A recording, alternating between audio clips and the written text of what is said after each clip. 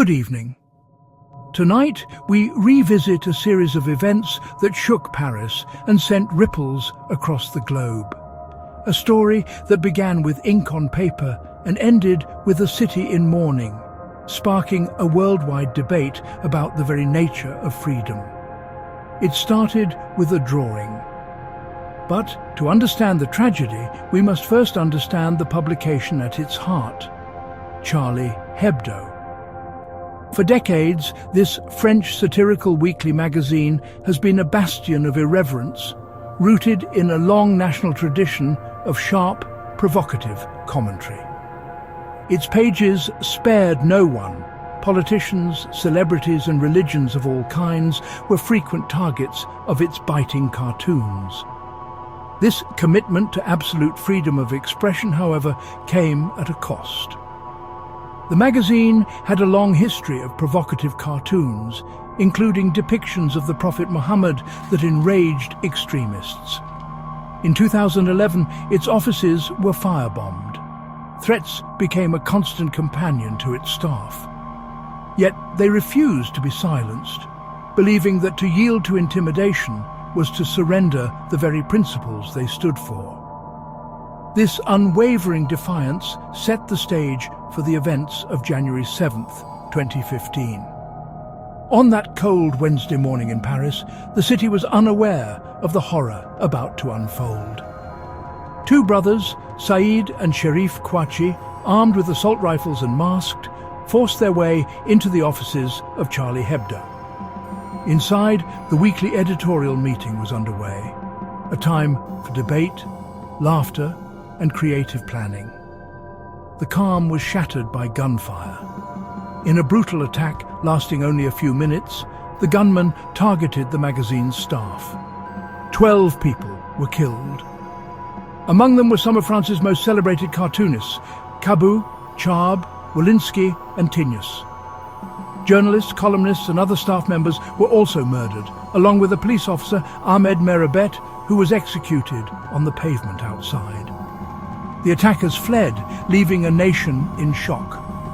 As news spread, Paris locked down.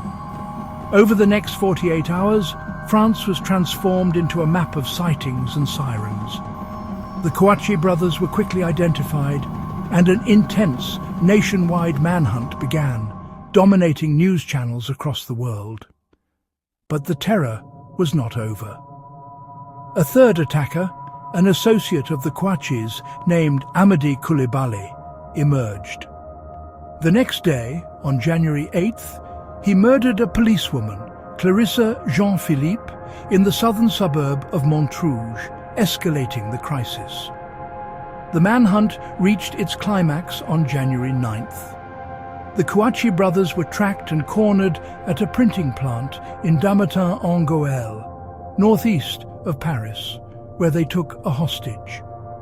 Almost simultaneously, Coulibaly stormed the Hypercacher, a kosher supermarket in eastern Paris.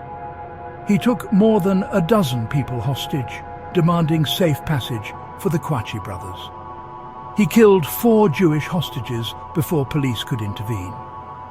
France held its breath as 2 sieges unfolded live on television. In the late afternoon, special forces launched near simultaneous assaults.